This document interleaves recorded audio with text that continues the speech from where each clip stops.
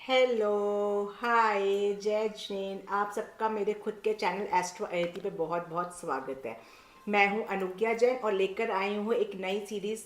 जिन लोग को भी देखना है कि आपका जुलाई महीना 2025 क्या कैसा है, क्या स्वागत लाएगा, आपके मेरे पुराने वीडियोस जाके देख सकते हैं। मैंने जुलाई महीने का राशिफल पूरा अपलोड कर चुका है। मैंने शॉर्ट्स में भी डाला है, जिनके पास टाइम नहीं है वो अपने शॉर्ट वे में भी देख सकते हैं। ठीक है, अब मैं ये सीरीज लेकर आई हूँ सैटर्न रेट्रोग्रेड का।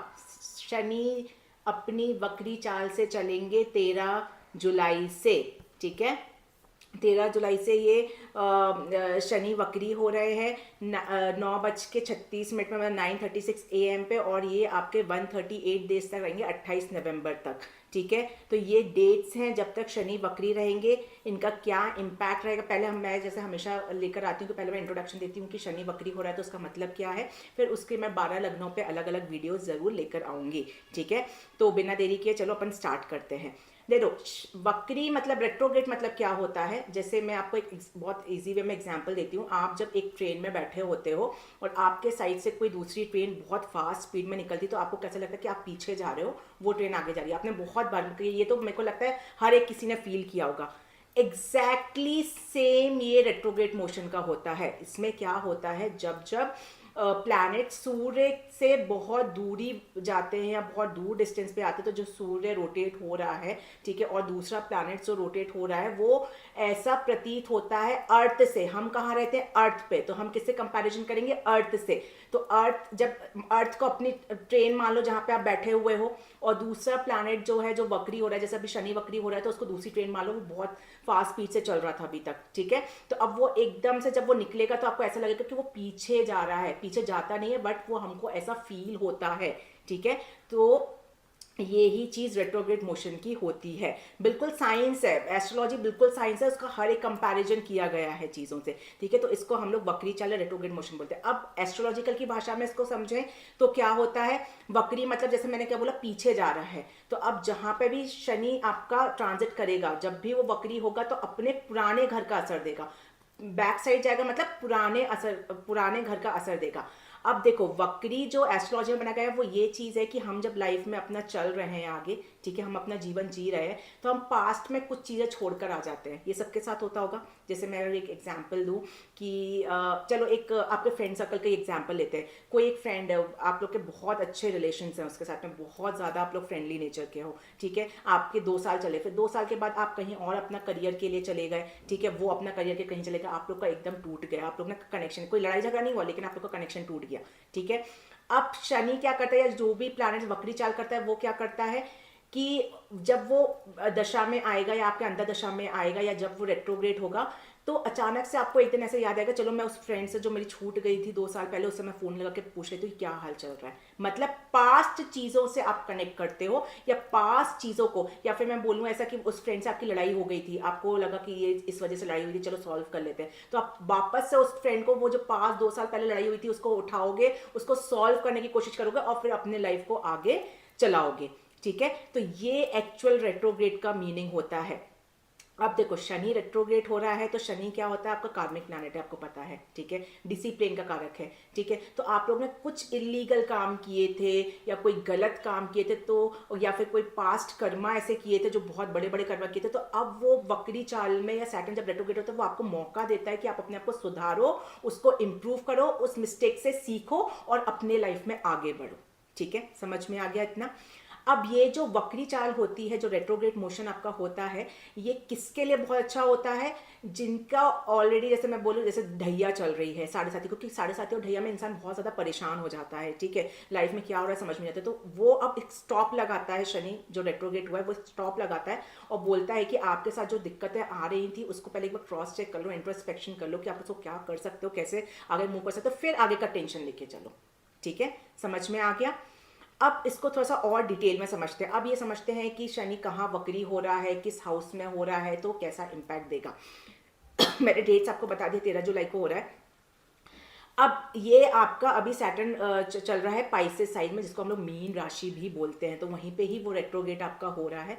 अब मीन राशि क्या होती है, जल तत्वीय राशि है, वो वाटरी साइन है, आपका वाटर को बताता है। ठीक है, अब उसका लॉर्ड क्या होता है, जुपिटर। जुपिटर, ठीक है, अब जो मीन राशि होती है वो कालपुरुष में देखो ट्वेल्थ हाउस क्या हो गया, आपका खर्चों का हो गया, सबसे इंपॉर्टेंट आपके मोक्षा का हो गया, स्पिरिचुअल अवेकनिंग का हो गया, फॉरेन कनेक्शन का हो गया, ठीक है। तो ये सब हमारा क्या हो गया, मीन साइन हो गया, ठीक है। अब जो आपका जुपिटर है, जुपिटर क्या बहुत, मैंने बताया हमेशा बहुत बार बताया कि जुपिटर आपके बहुत सारी इंपॉर्टेंट चीज़ों को हैंडल करता है, आपकी शादी हो गई, बच्चे हो गए, फाइनेंसेस हो गए, तो वो सेकेंड हाउस, फिफ्थ हाउस, आपका सेवेंथ हाउस और आपका सॉरी आपका नाइन्थ हाउस, टेंथ और 11th, ये सबको आपको जुपिटर हैंडल करता है, तो ये बहुत ही ज़्यादा इंपॉर्टेंट रहता है। अब जब शनि वहाँ पे वक्री हो गया किसमें, वाटरी साइन में, जो जिसका लॉर्ड जुपिटर है पाइसेस में, तो क्या होगा, आप लोग सबसे इंपॉर्टेंट जो है जो शनि आपको वक्री होके देगा, क्योंकि ट्वेल्थ हाउस में कालपुरुष शनि के ट्वेल्थ हाउस में हुआ है, आत्मचिंतन, आपको अपने अंदर झांक के देना पड़ेगा कि जो स्पिरिचुअलिटी आप बिलीव कर रहे हो वो क्या, वो आप सही डायरेक्शन में जा रहे हो। तो ये मैं एक जनरल बता रही हूँ, फिर मैं क्या 12 साइंस पे इम्पैक्ट रहेगा वो मैं अलग लेकर आऊंगी, ठीक है। ये मैं आपको जनरल पहले इंट्रोडक्शन दे रही हूँ, ठीक है। तो आप लोग को थोड़ा सा स्पिरिचुअल अवेकनिंग होगी, आप अंदर झांक के देखोगे कि क्या आप जो लाइफ में जी रहे हो या जो कर रहे हो वो सही है कि नहीं है। दूसरी चीज़ है कि थोड़ा सा डिसिप्लिन लगाओगे, अगर आप कोई गलत आदतों में पड़े थे या कोई गलत काम कर रहे थे तो आप पास्ट अपनी मिस्टेक से सीखोगे और उस पर पूरा पूरा आप लोग अपना डिसिप्लिन लगाने की कोशिश करोगे, ठीक है।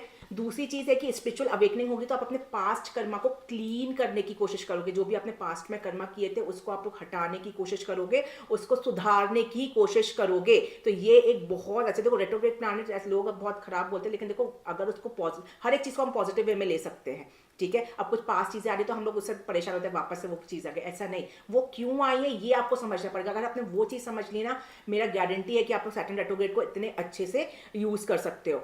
अब क्या है कि आप लोग पास चीज़ों को अपना क्लीन करोगे, मैं आपको पूरी स्टोरी बता रही हूँ, पास चीज़ों को क्लीन करोगे, क्लीन करने के बाद चीज़ें थोड़ी सी डिले होंगी तो उसमें आपको प्लानिंग के लिए टाइम मिलेगा, प्लानिंग के बाद आप लोग वापस से रीस्ट्रक्चर करोगे अपनी पुरानी चीज़ों को। तो देखो कितना अच्छा है, स्पिरिचुअलिटी से आप लोग अवेकनिंग होकर अपनी चीज़ों को अंदर चीज़ों को सुधारोगे, पास्ट कर्मा को क्लीन करोगे, उस वजह से चीज़ें थोड़ी सी डिले होंगी, उसमें आप लोग अपनी थोड़ी प्लानिंग करोगे और फिर वापस से अपनी लाइफ को आपको कैसे आगे जीना उसको रिकंस्ट्रक्ट या रीस्ट्रक्चर वापस से करोगे। और वो किसके आधार पर करोगे, जो आपने पास्ट लाइफ में जो लेसन सीखे हैं उसको ध्यान में रखते हुए आप अपने आगे की लाइफ को प्लानिंग करोगे। तो देखो कितना अच्छा ये शनि वक्री का टाइम लेकर आ रहा है, ठीक है।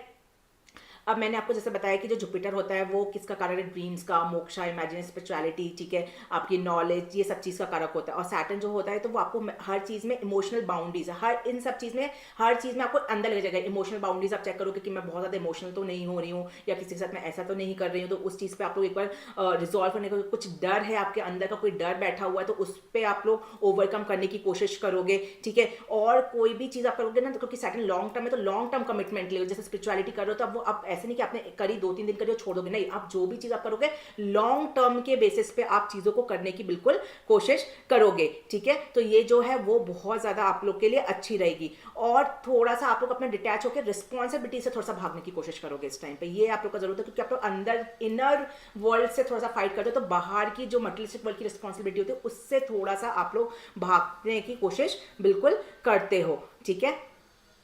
और थोड़ा सा आप लोग को ना, जैसे जब पास्ट कर्म आता है तो स्टार्टिंग में थोड़ा सा बोझा लगता है, मतलब ऐसा लगता है कि बोझ कुछ आ रहा है, कुछ बात मत, इमोशनली बहुत ज़्यादा स्ट्रेस फील करते हो, लेकिन वो सब चीज़ भी ना जो मैंने आपको समझाई अगर उसको ध्यान में रखोगे ना धीरे धीरे करके सब चीज़ें सॉल्व हो जाती है। अब आता है कि रेट्रोग्रेड पर, अब मैंने बताया 12th हाउस में आपका सैटर्न वक्री हुआ है तो किसका असर देगा, 11th हाउस का देगा। कालपुरुष में 11th हाउस होता है सोशल नेटवर्किंग, तो मैं ये जनरल बता रही हूँ, इन जनरल बता। तो अब आप लोग क्या करोगे, अपने जो सोशल नेटवर्किंग है उसका क्रॉस चेक करोगे कि पास में उन्होंने क्या हेल्प की थी, किसने मुझे दुखी किया था, तो एक क्रॉस चेक आप लोग लगाने की कोशिश करोगे। मटेरियलिस्टिक वर्ल्ड की चीज़ों पे एक क्रॉस चेक लगाने की कोशिश करोगे कि वाह वो मैं यूज़ करता था कि वो चीज़ें ठीक थी कि नहीं थी, या मुझे उसमें कुछ नई चीज़ें करना चाहिए। तो ये सब चीज़ें जो सैटर्न वक्री हो रहा है पाइसेस में, ये सब रिजल्ट वो आपको देगा, ठीक है। ये तो इन जनरल इंट्रोडक्शन हो गया। अब मैं एक एक करके आप लोगों को कैसे कैसे लग्नों पे क्या क्या असर देगा वो मैं आप लोग को बताऊंगी। हेलो जजनी, हेलो, अब मैं लेकर आई हूँ नेक्स्ट लग्न के लिए सैटर्न जो रेट्रोग्रेड हो रहा है पाइसेस में, मीन राशि में, वो सैगिटेरियस मतलब धनु राशि, धनु लगन वालों के लिए कैसा इम्पैक्ट लेकर आएगा, चलिए समझते हैं। आप लोगों के लिए जो सैटर्न रेट्रोग्रेड हो रहा है वो हो रहा है आपके 4th हाउस में, ठीक है। और आपके चार्ट में अगर मैं बात करूं तो ये 3rd हाउस का और 2nd हाउस का लॉर्ड होता है। दूसरी चीज़ ये है कि मैंने, अगर आप लोगों ने मेरा पास्ट में जाके इंट्रोडक्शन मतलब देखा होगा, अगर पूरा वीडियो आप लोग देख रहे हो और नहीं देखा तो जाके देखो, बहुत डिटेल में समझ में आएगा। तो रेट्रोग्रेड मतलब क्या होता है कि अगर 4th हाउस में ट्रांजिट कर रहा है तो वो एक हाउस पहले का असर भी देता है। तो किसका असर ज्यादा देगा? वो आपका 3rd हाउस का भी असर देगा, ठीक है। अब इस पूरे प्लैनेटरी का पोजिशन का अपन इम्पैक्ट समझते हैं डिटेल में कि कैसे क्या करेगा। देखो, सबसे पहले हम देखते हैं कि सैटर्न 4th हाउस में क्योंकि ट्रांजिट हो रहा है, तो 4th हाउस किस चीज का होता है? सबसे इंपॉर्टेंट 4th हाउस आपके मदर का होता है, नेटिव प्लेस का, ठीक है। माँ मतलब कि अर्थ मतलब जो हमारे इंडिया में रहते हैं वो हमारा, हम बोलते हैं ना, हमारा नेटिव प्लेस है, ठीक है। तो वो हमारे नेटिव प्लेस का होता है, और क्लियर में बोलोगे जहाँ बॉर्न हुए हो वो आपका नेटिव प्लेस हो गया, ठीक है। और मम्मा का घर होता है। एक्चुअल हैप्पीनेस, जो हमको इनर हैप्पीनेस, दुनिया की हैप्पीनेस नहीं, जो बाहर वाले देख रहे हैं वो नहीं, जो आपको एक्चुअल हैप्पीनेस मिलती है वो भी 4th हाउस से हम देखते हैं। प्रॉपर्टी, ठीक है, व्हीकल, ये सब भी हम लोग 4th हाउस से देखते हैं, ठीक है। जो हम, जिसको हम लोग रियल स्टेट बोलते हैं। आपकी प्राइमरी एजुकेशन, वो भी हम लोग 4th हाउस से देखते हैं, ठीक है। तो ये सब चीज़ें आप लोग की 4th हाउस से डिकोड होती हैं। और सबसे इंपॉर्टेंट होता है होम का भी, जैसे नेटिव प्लेस है तो उसको ऐसा होम भी हम लोग बोलते हैं। तो यहाँ पे क्योंकि सैटर्न रेट्रोग्रेड हो रहा है तो इन सब चीज़ों पे इम्पैक्ट डालेगा ही डालेगा, ये लोग ये तो आप समझ सकते हो।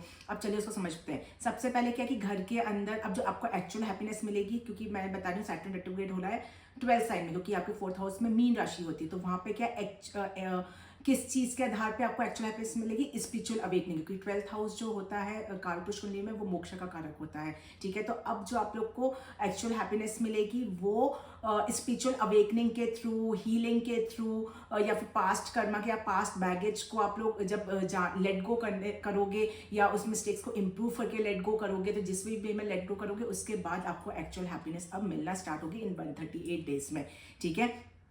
थोड़ा सा आप लोग अपने पास्ट चीज़ों को, मतलब 4-5 साल की चीज़ों को उठा के देखोगे कि कैसे कैसे मेरी इमोशनल चीज़ें मैंने कैसे स्टैब्लिश करी है, किसके साथ मेरे कैसे रिलेशंस रहे, उसको थोड़ा सा री इवेल्युएट करने की कोशिश करोगे, रिकैलकुलेट करने की कोशिश करोगे। अगर लगता है ठीक है तो उसको आगे लेके जाओगे, लगेगा मुझे इंप्रूव करना चाहिए तो इसको इंप्रूव करोगे और फिर आप लोग उसको आगे लेके जाओगे, ठीक है। तो ये बहुत ज़्यादा इंपॉर्टेंट है।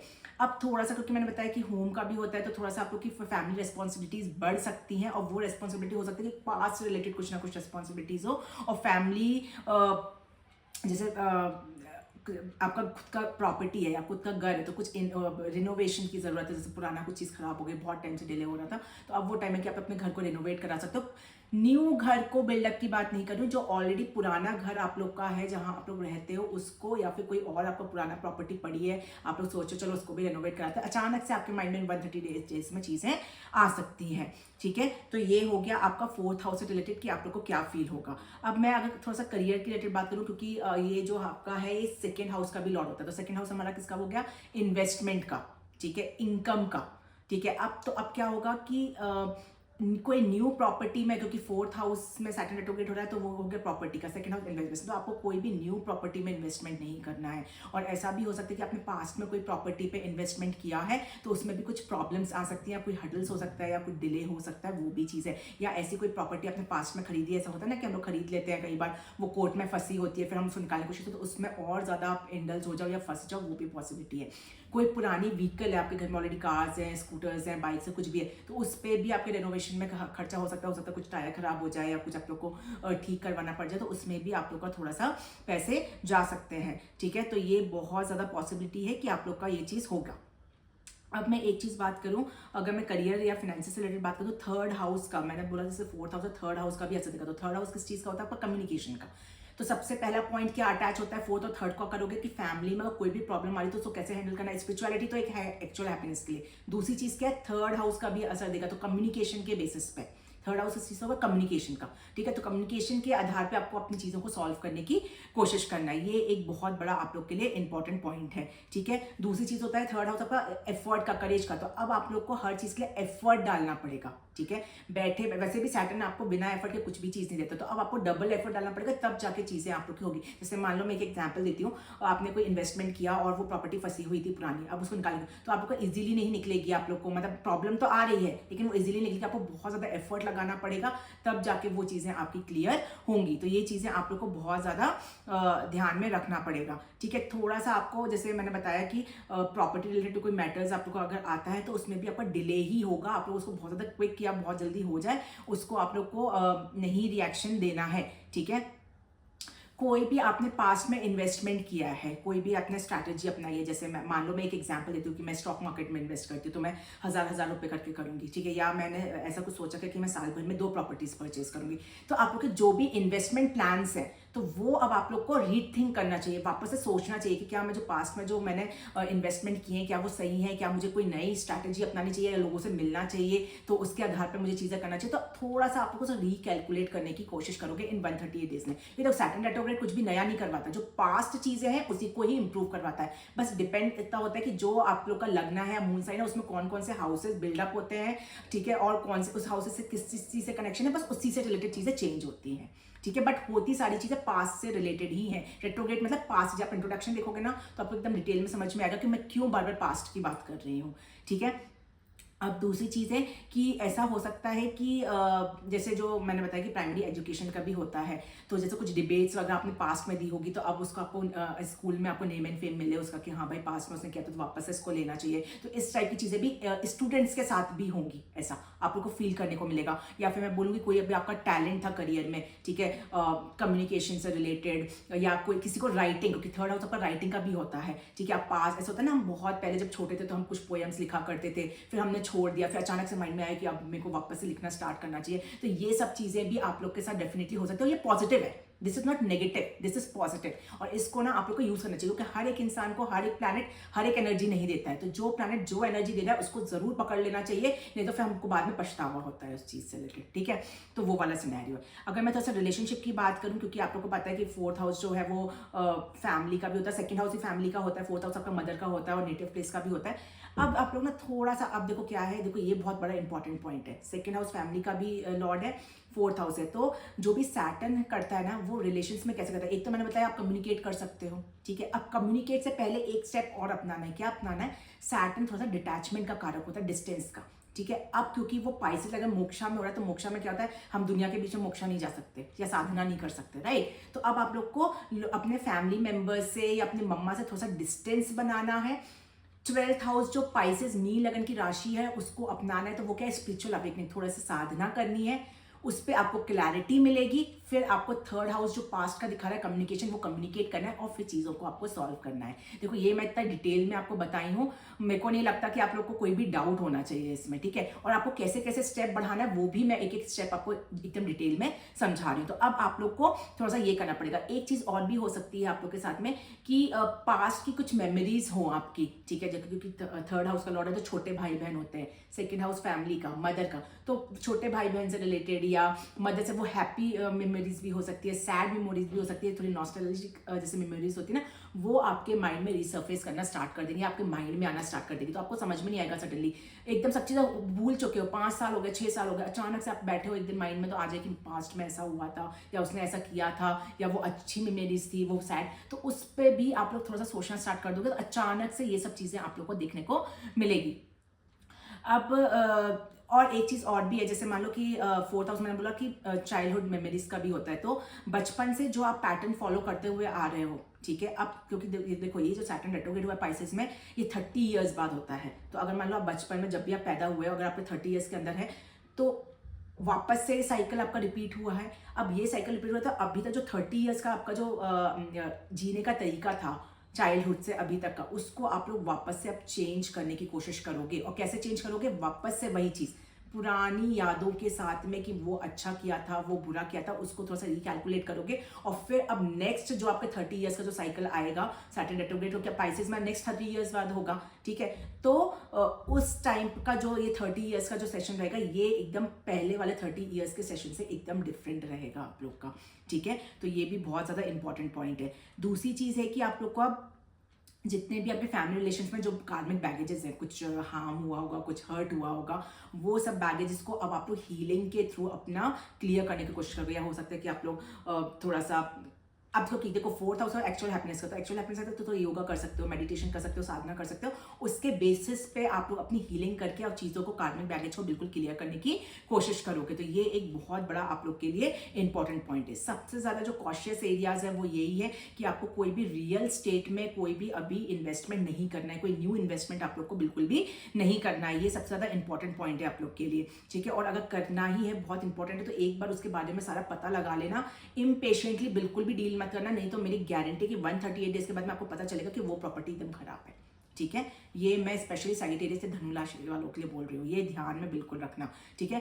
कोई भी घर पे मिसअंडरस्टैंडिंग हो सकती है थोड़ी सी, ठीक है, तो आप लोग को थोड़ा सा इमोशनल ब्रेकडाउन नहीं होना है, इमोशनल डिस्टेंस बना के फिर उस पर क्लैरिटी करके फिर आप लोग को कम्युनिकेट करना है। अगर आप लोग ये सब स्टेप्स फॉलो नहीं करोगे, एकदम से कम्युनिकेशन करना चले जाओगे, तो कहीं ना कहीं आपको इमोशनल विड्रॉल में बोलो, इमोशनल एकदम मिसअंडरस्टैंडिंग घर के अंदर क्रिएट हो जाएगी। तो ये सब चीजें हैं जो आप लोग को ध्यान रखनी। क्या होता है ना, जो स्टेप्स में बना दिया, आप लोगों ने वो स्टेप पे स्किप कर दिया, तो यही फिर सैटर्न रेट्रोग्रेड बहुत ज्यादा प्रॉब्लम क्रिएट कर देता है। फिर लगता है कि अरे ये सैटर्न रेट्रोग्रेड आ गया और मुझे तब तकलीफ दे रहा है। अगर स्टेप बाय स्टेप चलोगे ना, तो कभी भी आप लोग को सैटर्न रेट्रोग्रेड प्रॉब्लम नहीं क्रिएट करेगा, ठीक है। व्हीकल, ये मतलब व्हीकल में भी इश्यूज आएंगे, ठीक है, उसको प्रिपेयर करा सकते हो। Home repair, family health matters आप लोग के सामने आ सकते हो, थोड़ा मदर से रिलेटेड आपके हेल्थ प्रॉब्लम सामने आ सकता है। तो ये सब चीजें हैं जो पॉसिबिलिटी आप लोग को देखने को मिल सकती है, ठीक है। अब पॉजिटिव पॉइंट्स जो है वो आप लोग के सामने क्या क्या हो सकता है कि जैसे मैंने बताया कि आपके पास्ट फैमिली मैटर्स हैं जो क्लियर होंगे आपके, ठीक है, तो वो एक मिसअंडरस्टैंडिंग हटेगी, तो आपके रिलेशंस इंप्रूव भी होंगे, ठीक है, क्योंकि कार्मिक बैगेज पुराना वाला हट जाएगा तो इंप्रूव भी होंगे।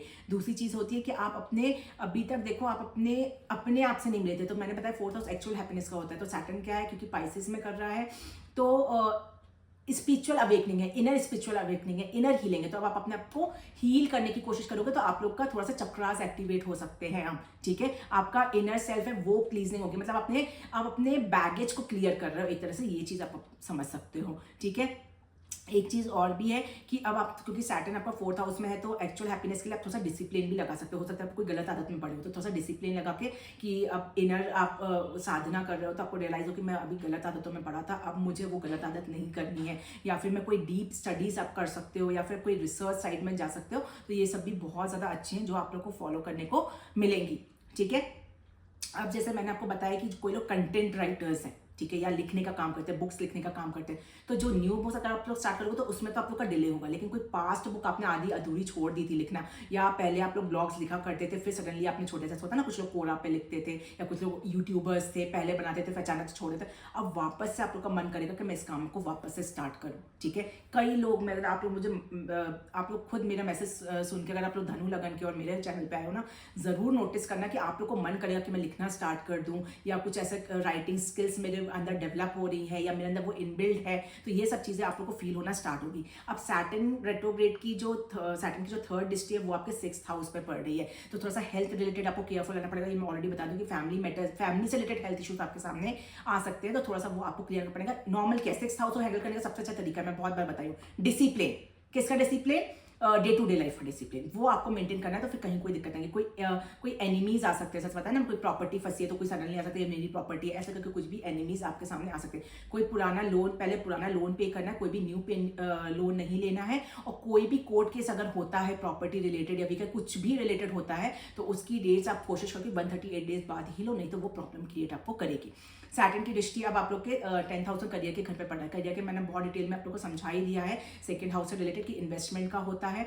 करियर में क्या है कि थोड़े से आपके, अब क्योंकि सैटर्न रेट्रोग्रेड होता है, थोड़ा सा डिलेस हो सकता है, थोड़ा हर्डल्स हो सकता है, न्यू प्रमोशंस वगैरह नहीं मिलेगा, लेकिन आप लोग अपने करियर को पुराने पे उठा के रीसर्फेस कर सकते हो कि मैं जो अभी तक का फॉलो कर रहा था करियर में पाथ, वो सही है कि नहीं है, मुझे वापस से चेंज करना चाहिए। तो ये सब चीजें आप लोग के साथ डेफिनेटली देखने को मिल सकती है। दूसरी चीज क्या है कि 10th हाउस कर्मा का भी होता है, तो अब आप इनर हीलिंग करके कर्मा को रिलीज करोगे और अच्छे अच्छे कर्मा करने की कोशिश करोगे। मैं बताया ना, जैसे अपनी आदतों को चेंज करोगे, आदतें चेंज करोगे और लोगों को मोटिवेट भी करोगे कि आप लोग को भी चेंज करना चाहिए। तो ये भी बहुत पॉसिबिलिटी आप लोग के साथ होगी। जैसे होता है ना, मैं फ्रेंड सर्कल के साथ हम लोग बैठते हैं तो दारू पीते हैं, कोई सिगरेट पीता है, तो गलत आदतों में पड़े रहते हो आप लोग, ठीक है, गलत संगति रहती है। तो आप उस संगति को चेंज करोगे, अपने आप को तो चेंज करोगे, साथ में संगति को भी चेंज करने की कोशिश करोगे, जो कि आप लोग के लिए बहुत ज्यादा पॉजिटिव है और अच्छा भी है। सैटर्न रेट्रोग्रेड की 10th दृष्टि आपके फर्स्ट हाउस में पड़ रही है। फर्स्ट हाउस क्या हो गया, आपका ब्रेन का, थिंकिंग का। तो अब जो आप लोग की थिंकिंग होगी, मैंने बताया ना, आप थिंकिंग को कैसे आप लोग कंबाइन करोगे, मैंने ऑलरेडी ये वाला पॉइंट समझा चुका है। जैसे कि सैटर्न का जो अभी तक 30 ईयर्स का जो आपका चाइल्डहुड मेमोरीज थी, आपने जो भी अपना तरीका अपनाया था जीने का, अब वो तरीका एकदम आप चेंज कर दोगे। ठीक है, कैसे चेंज करोगे, पास्ट में जो चीजें हुई थी, मतलब जो आपका बिलीफ सिस्टम है उसको आप चेंज कर दोगे। तो वो चेंज कैसे होगा, माइंड के थ्रू। तो अब आप लोग माइंड पे थोड़ा फोकस करना स्टार्ट करोगे कि मैं ऐसे जीता था, वो चीज मैंने गलती की थी, वो मुझे इंप्रूव करना है, वो मेरा सही था, उसको मेरे को और अच्छा बनाना है। तो इस तरह से आप थोड़ा सा सीखोगे, समझोगे और आप लोग को चीजों को हील करोगे। थोड़ा सा हेल्थ प्रॉब्लम आ सकती है, फर्स्ट हाउस भी एक्टिवेटेड है, 6th हाउस भी एक्टिवेटेड है। ठीक है, तो थोड़ा सा हेल्थ रिलेटेड आप लोग को केयरफुल रहना है। ये एक बहुत बड़ा इंपॉर्टेंट पॉइंट है सैटर्न रेट्रोग्रेड में। ठीक है, मैं अगर आप लोग के रेमेडीज की मैं बात करूं तो आप लोग को जो हिंदू हैं उन लोग को ओम सम शनिश्चराय नमः की चैंटिंग करनी है। आप लोग काले तिल का और सरसों के तेल का दान कर सकते हो शनि मंदिर में, या शनि मंदिर के बाहर जो भी पुअर पीपल रहते हैं उनको आप डोनेट कर सकते हो। सबसे इंपॉर्टेंट है आप लोग को अपनी मदर का आशीर्वाद लेना है, क्योंकि 4th हाउस में रेट्रोग्रेड कर रहा है। जितना मदर का आशीर्वाद लोगे उतना 4th हाउस से रिलेटेड प्रॉब्लम्स आप लोग को नहीं आएंगी। या फिर आपकी मदर जैसे, मदरली फिगर जैसे कोई भी अगर इंसान है तो उनकी आप लोग को आशीर्वाद लेना है। ठीक है, थोड़ा सा आप लोग को डे टू डे लाइफ में बहुत अच्छे से रहना है, क्योंकि 6th हाउस एक्टिवेट होता है, मेडिटेट करना है, योगा करना है, तो 6th हाउस रिलेटेड भी प्रॉब्लम्स आप लोग को फेस करने को नहीं मिलेगी, हेल्थ रिलेटेड स्पेशली। ठीक है, जो जैन है उन लोग को मुनीश्वर भगवान की चैंटिंग करनी है। आप लोगों को कोई भी काले कलर की चीजें, ब्लैक कलर ब्लैंकेट है, ये सब आप लोग डोनेट कर सकते हो। आप लोग को भी मेडिटेशन योगा करने की आदत डालनी है, ताकि आप लोग को कोई भी स्ट्रेस या हेल्थ रिलेटेड प्रॉब्लम्स नहीं है। दूसरी चीज है कि आपको अपनी मम्मी का आशीर्वाद लेना है, या मम्मी को कुछ गिफ्ट दे सकते हो, मम्मी का से कुछ कम्युनिकेट कर सकते हो, उनके मन की बात सुन सकते हो, या फिर मदरली फिगर जैसे कोई भी आपके घर में तो उनसे आप लोग कम्युनिकेट कर सकते हो। तो ये रेमेडीज थी स्कॉर्पियो लगन वाला और मून साइन के लिए। होप आप लोग, सॉरी सेजिटेरियस लगना और मून साइन वालों के लिए। होप आप लोग को ये चीज़ पसंद आई होगी। अगर पसंद आई है तो प्लीज़ मेरे चैनल को लाइक करना, सब्सक्राइब करना और प्लीज़ शेयर करना ना भूलिएगा। Thank you.